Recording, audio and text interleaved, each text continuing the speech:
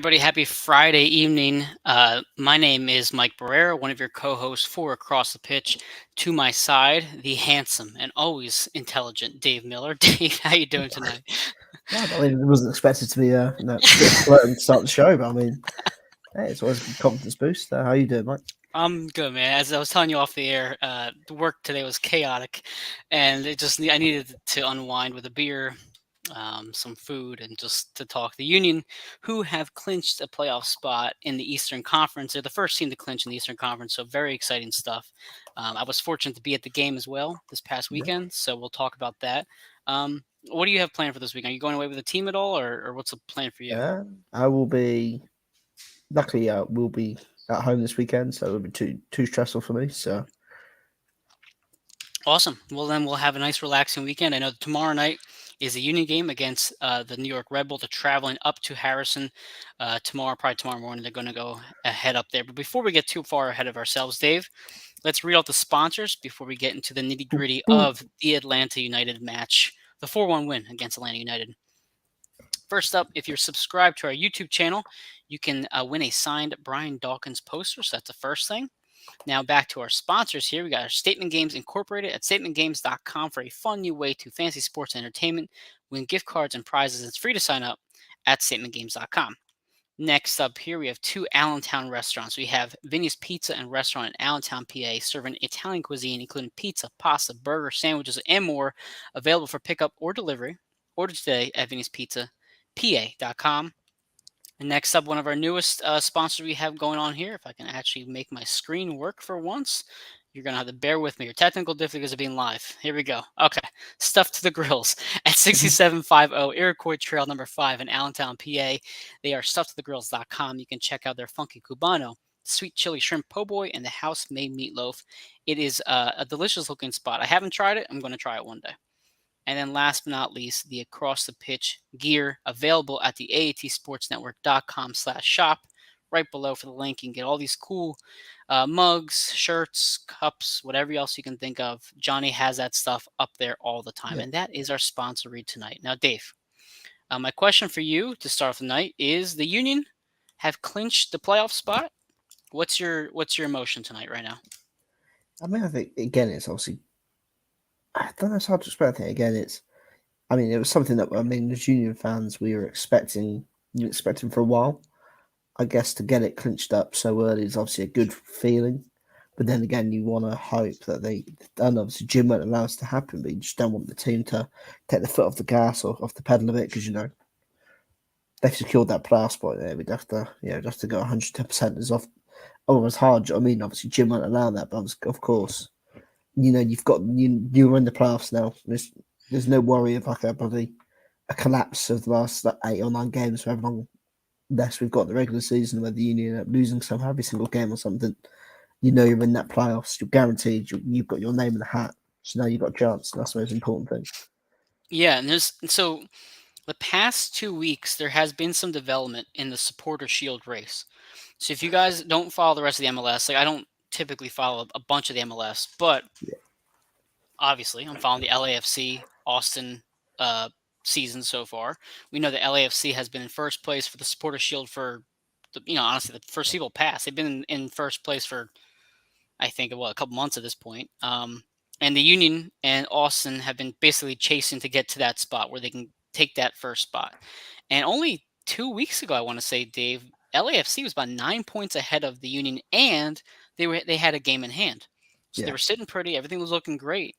The Union continued to win, and LAFC have gone into a bit of a slump. So they lost to San Jose. It was a great game, by the way. I watched that game. It was a good game, good ending there. Then they went to Austin and got their ass handed to them. It was like 4-0, they just got smoked. And then they lost to Houston. And it was the same night that the Union played on Saturday. Yeah. So if you did the calculations, the Union and LAFC are now tied for first. Now LAFC has more wins. I believe that's a tiebreaker for the Supporter Shield. Yeah. They're neck and neck right now, and they have a game in hand still over the Union. So there's obviously I, still a chance that they could play an extra game. according to Go sorry to ahead. bet ahead No, of no, you there. go ahead. Go. Look at LASC's schedule here. It says they've only got 6 games left. Yeah, they have a game in hand. I think the game catches up on the Oh, 13th, or Wednesday the 13th, okay. something like that. I know, but also the Union have 6 games left as well. No, do they? Yeah, it says here the Oh, Union maybe have. I was mistaken. I I know know Austin still has a game ahead of us. because the Union have got to go to the Red Bulls, Yep. then they host Orlando, then they got to travel to Atlanta, then they oh no, ignore me, Union have 5 games. Sorry, they've put the friendly game against Pachuca in the middle of the Oh, yes, the friendly. games. Yes, yes, yes. Okay, Yeah, no. my So bad, my bad, my bad. no, you're fine. So LAFC has a game in hand. I know Austin has a game in hand, I believe, as well, maybe Yeah, 2 games, but they're 6 points behind us. So right now, the Union and LAFC are 57-57. yeah. So you clinch the playoff berth. Now, let's say in a hypothetical world where LAFC was so far ahead of us, there may have been a scenario where Jim maybe rests one week or has a little bit of I guess active rest for some of the players, but the supporter shield is very much up for grabs now, Oh yeah, and I, hundred and you percent. have and I think you have to go for it. On top of that, um, the first place spot in the Eastern Conference is not yet secure. I mean, No. it's pretty hopeful, but Montreal is not too far behind us, and then you obviously have the Red Bull, etc. So, I mean, how do you what do you think is the most important thing, Dave? If I had to put in front of you, do you want to lock up that first spot in the East, or are you pushing for the Shield as hard as you can, Um, or some rest in between for the playoffs? I think the way I look at it is any silverware is silverware at the end of the day. If you have the chance to win Yeah, silverware, I mean, you have to go for it. And the Union are in a fantastic position right now. But I think the thing for Jim now is maintaining the focus and mentality of the yeah, team. I mean, we see it so often where teams, not just even in like the MLS in football, but in like the NFL, in baseball and basketball, do you know what I mean? They have a massive gap between themselves and a playoff berth or something like that, and you see like a team like I don't know, say a team in the NFL was it needs to try and win the division to get in the playoffs, and they start the season 1-4, and the right. team or like 1-3 or whatever, and they're like 3 games, they're 3 games back, and by week 10 they've got it back, and they're the same record as the team they're catching, and then so often you see that team who's done so well to claw that back, then just completely capitulate on itself. I mean, we saw it with the Colts last year. I mean, again, they Yeah. did so well to then somehow get the playoffs back within reach after this terrible start, and then they just completely capitulated and lost it. I mean, that's where the Union, I guess, in this support shield race need to be like mindful. I mean, they've turned on the screw and they really don't look like they're going to be slowing down anytime soon, which is a No. good thing to see. I mean, you see it so often in sports where that mentality of okay, we're there with them now, and that sort of mentally that screw sort of loosens a bit, and it's okay. We don't. Do you know what I mean? It's trying to explain it. Do you know what I mean? Like sometimes you take your foot off the gas a bit when you know that Right. you're up there, as opposed to the chase. Sometimes you see teams play better when they have to chase rather than sustain. If you know what I mean? Yeah, which makes the end of the MLS season so difficult for a lot of teams like LAFC who played, Yeah, let's say, for example, Houston or San Jose. I mean, yeah, are they out of the playoff spot? Sure, for the most part, but you're going to have those teams like Colorado who are still fighting for a spot, or Seattle who are still fighting for that, trying to get to the playoff line there. So sometimes the worst teams that are below the playoff line are almost even more dangerous because they are trying to just desperately get into that playoff position. But I know I was talking to somebody last Saturday night or Wednesday night rather at the stadium, yeah, and they're like, I don't even know if I want the supporter shield because the supporter shield has such a like bad omen to it. You go in there, you get the supporter shield, and you almost take the foot off the gas. Like I accomplished this amazing feat. I was the best yeah, team all regular season. Now I feel almost rewarded rather than having that thirst for more. yeah, And I get that. I completely get that. It's a mental thing. You saw it when the Union won the supporter shield 2 years ago.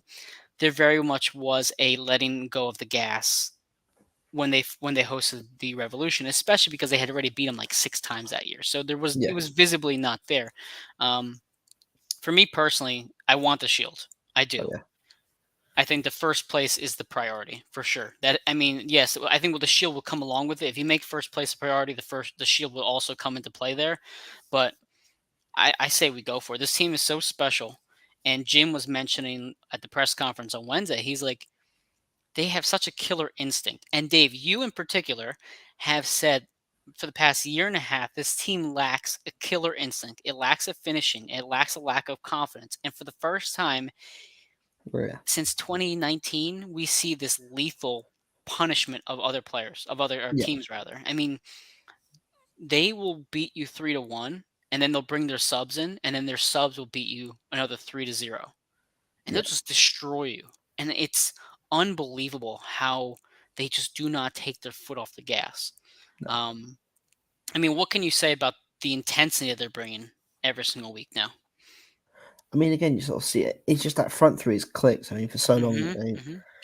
it's the first time I think probably forever that you look at the Union and it's a front three of genuine quality of players are going to, really, if you give them a chance, they're going to take it, and that makes the Union so much more dangerous now than they were a year ago. I mean, again, no one can ever like. Again, obviously, this is the difference between having Casper Jaberko and Sergio Santos up front, and then these two strikers of genuine quality. And again, obviously, no disrespect to Sergio and Casper, they played their role in the Union's progression without them.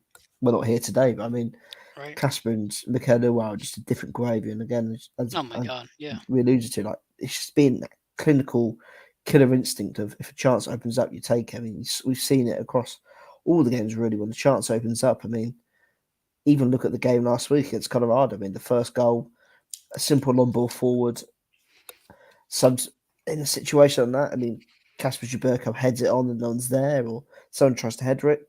Ua has the whereabouts to see that Gazdag making the run off him, chests it down to him, and Gazdag takes the opportunity. And that's when the Union, Gazdag as well, and it's just props to him to show that how, how he's adjusted to life in the MLS and how he's come into his own.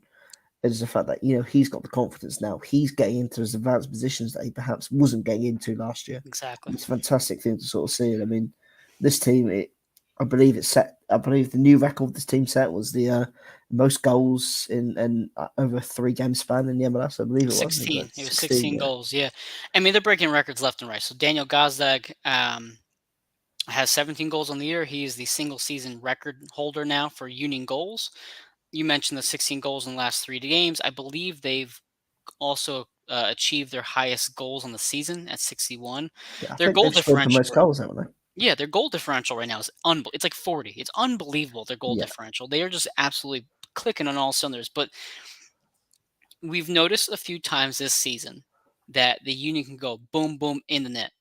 I mean, and it's not just within 5 yards of the net. They can go from 50 yards out, from midfield and go Kai Wagner to Bedoya, Bedoya to Julian, Kai Wagner to whoever, Martinez to whoever. They can just pass. The long ball has become so much more lethal this season, and we've seen it. You can name a handful of goals off the top of your head right now that they've scored starting from midfield, started yeah, from 40, 50, 35 yards, just are so clinical.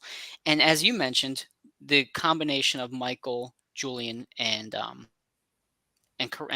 sorry, my God, Daniel, um, yeah, they can rotate. The three of them can rotate at the top of the front so well, and they all can play off each other. They can all make these great runs, and it doesn't matter who has the ball to start this sequence.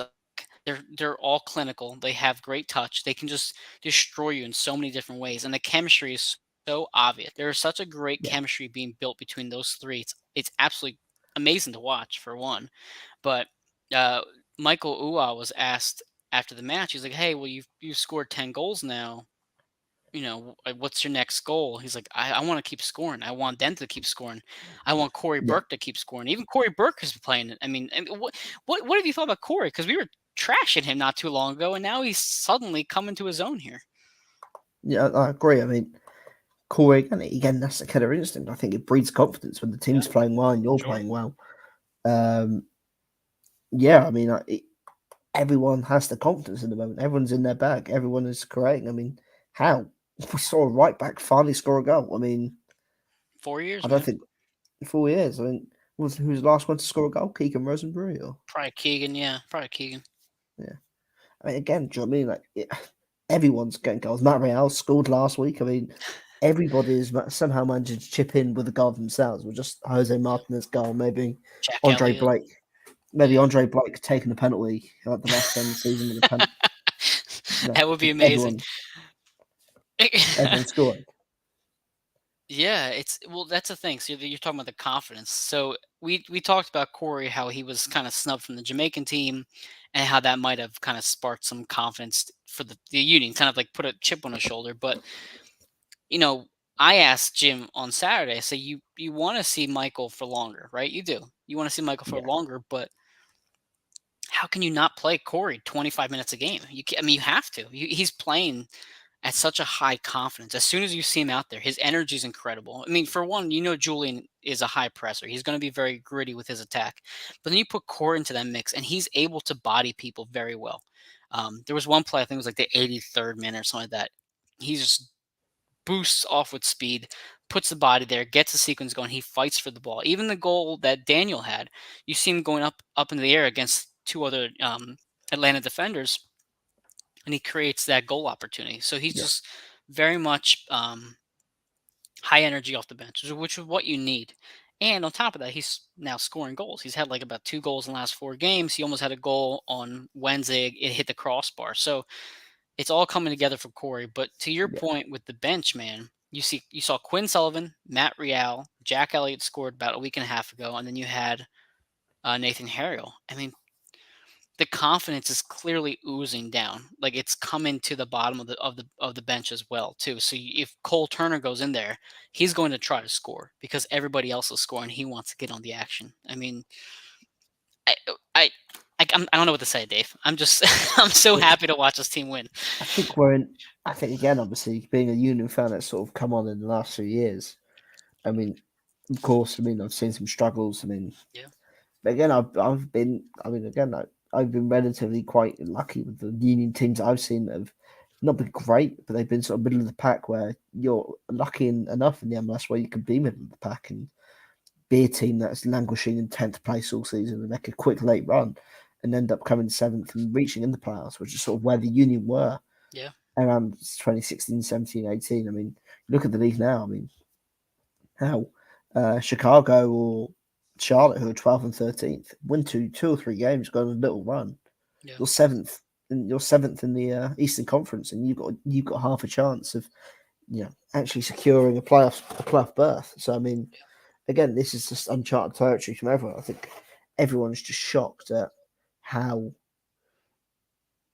drastic of a change this Union team has gone under from the team that looked afraid to shoot and afraid to get forward and try and score goals. I mean, let's go back to about just over 4 months ago, where the Union hosted Montreal at Subaru Park in the 1-1 yeah. draw. They had 4 shots in 90 minutes. 4 shots. That's unheard of right now.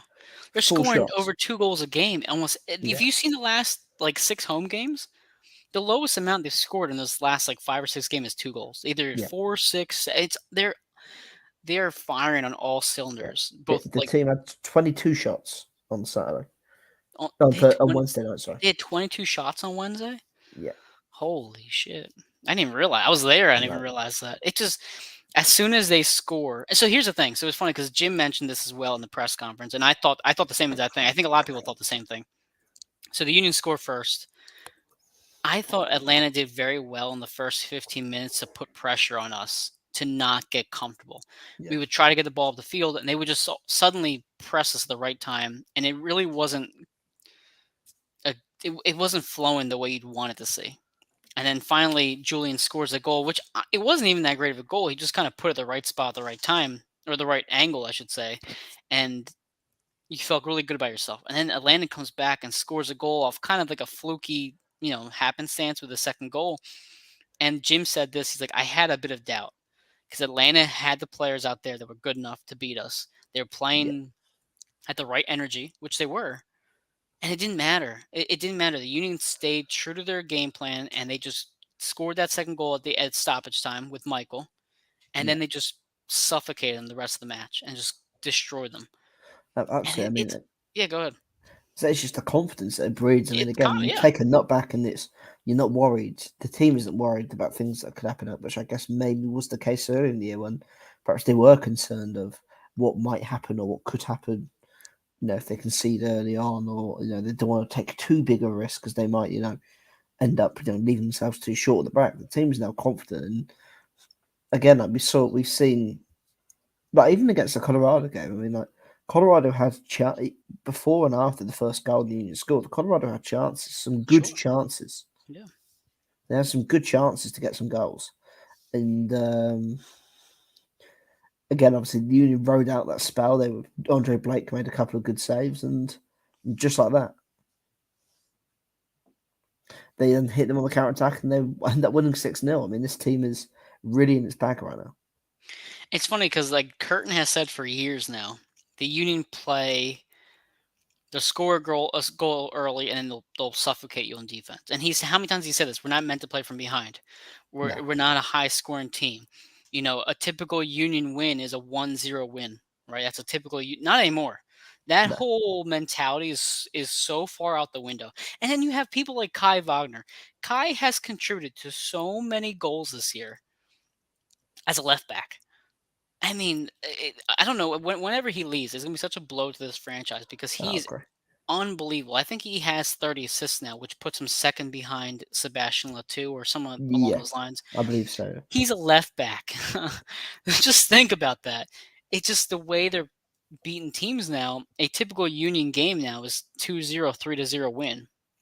And I don't know who's going to stop this team right now.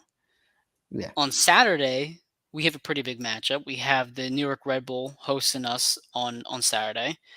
I um Actually, I'll shoot it to you. I mean, what are your thoughts on going to the Red Bull after we drew them last time at Chester? I think it's gonna be a tough game. I think again these are Yeah. sort of games, especially. I mean, no disrespect to the Union's last three opponents. I mean, Colorado aren't exactly. They're all sort of bottom of the pile teams. If you look at the MLS, the two conferences, it's sort of Yeah. three teams that are bottom of the pile, and they are teams which the Union should be seeing off. And the fact they're doing it so convincingly is what I think is what makes things so that much more exciting. Yeah. Um, and again, I guess if you look at the last couple of games where the Union have come off heavy wins, solid wins, to then go on the road.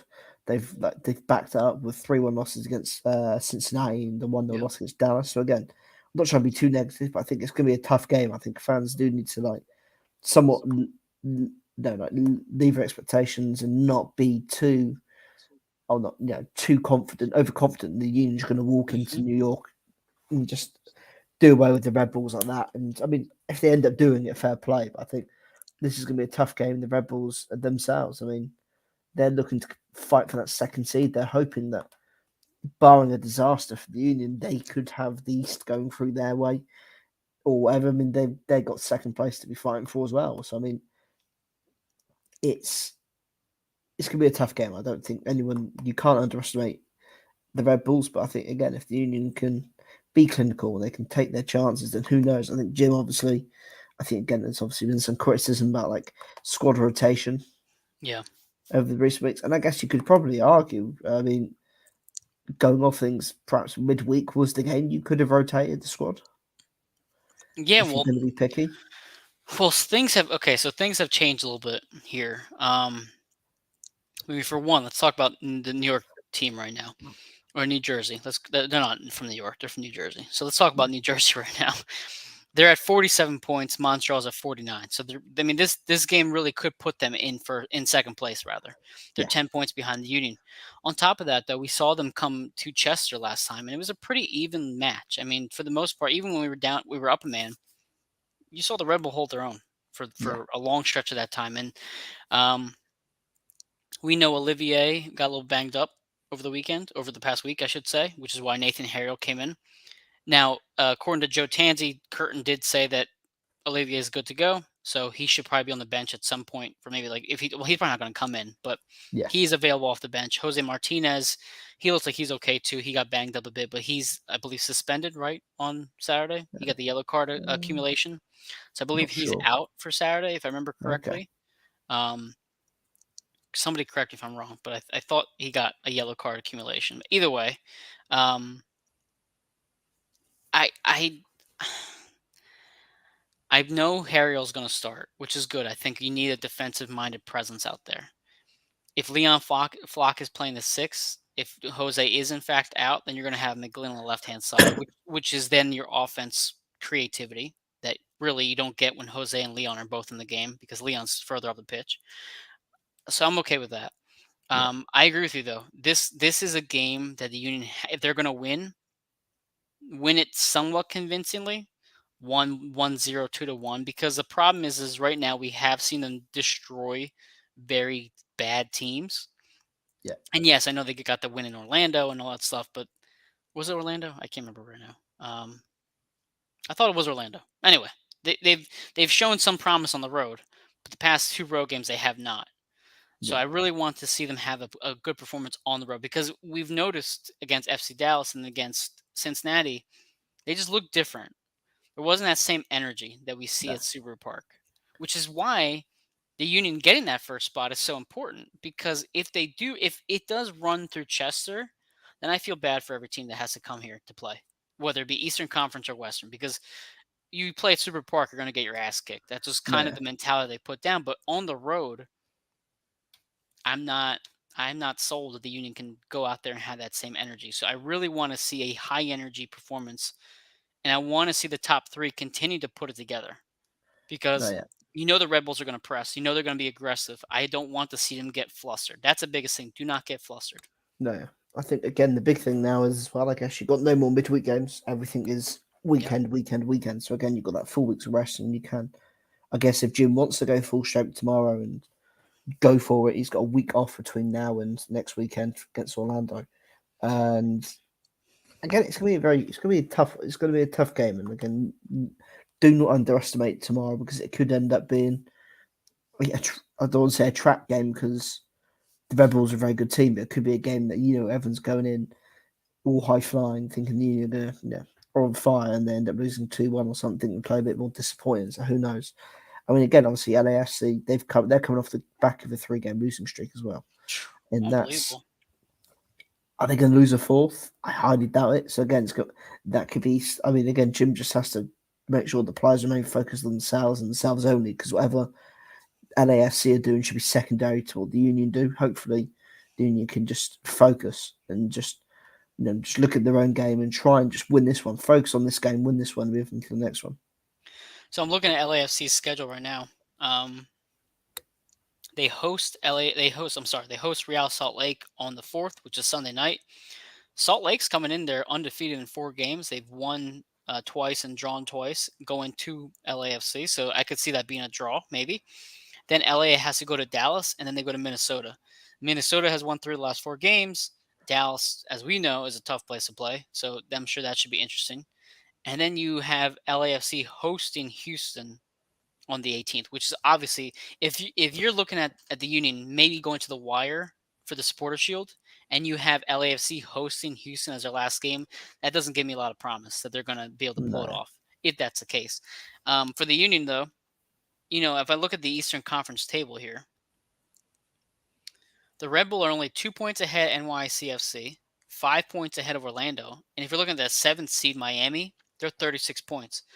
So there really isn't a. I'm sorry, Columbus at the sixth seed at 39 points. So between the second seed and the sixth seed, there's only a difference of 10 points. But between the third seed and the sixth seed, there's a difference of 8 points. So there's a lot of shift that can happen over these next couple weeks, yeah, and that makes this Red Bull team even more dangerous. Appreciate love of the show. Thank you guys so much, Rich, my buddy. Hope you're doing well, man. Appreciate that. yeah, Um, you see how tight these teams are in between the 2 and the 8 and the 3 and the 8. I mean, this game matters a lot for the Rebels, no, especially at home. You have to at least get a draw against the Union at home for them to maintain that third spot, because they lose one game, they pull out a draw when they should win, and next thing you know, they're in the seventh spot. yeah. Um, at least the Union have some wiggle room. So I agree with you. I think the Union should not take this lightly. They should come out here ready to fully go. I know there's going to be some changes in the lineup. I don't know if Burke starts. Do you think Burke gets a start over Ua this weekend? I just stick with the same front throw, not being disrespectful, but I mean, I agree. if I was going to make a change, I'd have done it against Atlanta. It just again, it wouldn't shock me if Jim just decides to rest Uar, because I mean, he does love he's for some weird reason has become the new Sergio Santos in the sense he always gets an hour. Because I don't know if Jim sort of feels like he's inclined to where Oh, to where he has to play all three strikers. He wants to keep them all happy because I mean, you'll see games where the Union are desperate for a goal, and he will Mhm. just bring Uar off after an hour. And it's sort of like, well, no, you signed him to be your talisman, score your goals, and you bring him off after an hour. Sorry if Corey Burke's upset he doesn't get any minutes this game because we need a goal. I mean, like, it, yeah, it's It a difficult it's one. it's going to be the first. If let's say UA starts, right? If UA starts, Corey Burke's time will be determined on how well they do that first half. If the Union are up 2-0 in the first half, Burke's going to come on Yeah, probably earlier than expected to give UA some rest and continue to have that high intensity, high pressure to kind of yeah. secure I the mean, lead because Corey is somewhat more defensive than Michael. so I was Yeah, going to go say, ahead. quick, sorry to cut you off, but I mean, again, you look at the game against Cincinnati when the Union were 2 0 down, you think, okay, we're 2 0 down, things aren't working, but you know, our three top goal scorers are on the pitch, they're all there and Yeah. can do something. Who wouldn't bring them off? You'd look to change things behind them and keep them on the pitch. You brought Carranza off after an hour Yeah. at 2 0 down. You thought, that's just not, I don't know, it's just a weird one for me. But a little pet hate with Jim where he has to always make a change after the hour, which isn't always necessary, especially when you've got momentum in the game, you're dominating or something like that. In a tight game as well, say if you're 2-1 up or 2-0 up over, like Mhm. it's not always necessary. But I think again, I think if you're him, you have to play your best team tomorrow. You need to keep things going. No, I agree because and that's to my point then. So if they're up 2-0, Burke comes on earlier. If they're only up 1-0, I want to see Uwa play. I want to see him keep playing because I do want to extend the lead on them. I don't want to just bring Corey Burke in for the more defensive pressing mind and then kind of reduce the offensive talent. Um, and that's no knock on Burke. He's just not the same players as Michael. No, Let's be honest here. It's going to be very interesting. I'm going to be very closely watching that starting lineup when it comes out because if Burke starts, I understand that they want to rest Michael and get him some, whatever time off. But at the same time, we don't want to have what happened against FC Dallas happened when they had those chances in the first 20 minutes and they didn't put it away. And even yeah, McGlynn said the first 20 minutes they should have been more clinical in their finishes. They weren't. So I love Corey. I do. I think he's been playing really well. I want to see him on the bench, and I want to see Michael play 70 minutes, pending the score.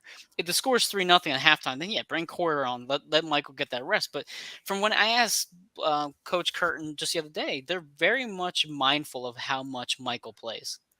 Like yeah, very, very much so. I don't know if it's because he got injured twice early in the year. I don't know what it is, but they are very much. He's going to play 60, 65 minutes. Even Jose mentioned it, and that's kind of it. I don't know. yeah. Um, And yeah, go yeah, ahead. it's a difficult one. I just think, don't to explain. I just think sometimes it seems planned or forced. It Like does. 0-0. Like I mean, not being disrespectful to Corey, but I mean like 0-0. I mean, you need to find a goal. You keep your best players on the pitch, and sort of Yeah, it does really feel like Jim takes off a striker just to appease another striker, or we might be able to change something different, but they still play the same way. Like if they'd say I don't know, they took Uar off yeah, and I don't know who's at all, whoever, like, and brought Corey on and they went more direct and just played the ball up to Corey to win headers and like played the ball down to the players around him. It'd be fair enough, but just sort of they played the same counter attacking style. And if you're taking off a player and you're chasing the game still, you take off a player like Uar, who's perfect in that situation. And we've seen countless times this year where he stretches defenses and gets in sure. behind, uses his pace. You completely lose the aspects of your game when you bring on someone like Corey. If you're Yeah, chasing the game or you're in a tight game where you need like where the game is stretched. I completely agree. So I hope we don't have to worry about it tomorrow because they have been No. playing so well. They are firing on all cylinders, and I hope that everything stays the same tomorrow. Because luckily for the Union, they have done fairly well against the Red Bull overall. I mean, I know people don't really say it's a rivalry because we've been basically beating up on them the past couple of years, but um, this Red Bull team means business, and they're going to be very tough tomorrow night. And I honestly don't expect a high scoring game. I expect it to be 1-0, 1-1, maybe 2-1 at the most. I don't expect it to be a high Yeah. scoring game. I don't think the Red Bulls are going to allow us to get into our form as readily as we're going to have to, which I will honestly be means that people like Kai Wagner, Gillespie, Elliott, they're going to have to push the ball ahead of us and try to break through the back four and spark some sort of run at net with either Michael or Daniel because they might not have a lot of space. Maybe they'll just have to have a long ball to get some of that space to work with because I just Yeah. don't see it happening too often. But No. so Dave, before we close up the show, predictions on the score and the goal score. I'm going to go 1-1, I like that. I which on think the 1-1. basis of it, I know everyone will be annoyed. I mean, we're fighting the Sports Shield, but I think it'd be a good point and will Yeah. help the team just carry on going. Um, Goal scorer. Ooh, that's a tough one. I'm going to go. Who's not I'll going go. to score this Yeah, week? I'll go Carranza. I'll go Go Carranza. Crowns. Okay, I agree. I think it's gonna be 1-1. I'd be shocked if this goes over 3 goals. To be honest with you, just knowing the bad blood that's there and the way these games always end up being very close. I say 1-1. I think Bedoya gets a goal tomorrow night. I Okay, don't know why. I don't know why. I just have that feeling that the captain steps up for us in some I sort of like it. way. Yeah, And he had a couple chances on Wednesday. He got some unlucky shots there. So I think he'll get his chance tomorrow and he'll put it in the back of the net. yeah. But that wraps up our show tonight. Dave, are you covering the match tomorrow or am I? I forget. I'll get it. I'll get it. There you go. We'll talk about it off the air. Yeah. Figure that out. Usually one of us covers a press conference and vice versa. So tomorrow night, 7 o'clock, not 7:30, 7 o'clock p.m. The Union travel to Harrison, New Jersey, where they will face off against the third seed of New York Red Bull. Dave and I will both cover the match, probably on and off for AAT Sports Network. And until then, your first place Union have secured a playoff spot, and they're looking to push for the Supporter Shield and MLS Cup down the road. Duke. Awesome. Duke, go Union.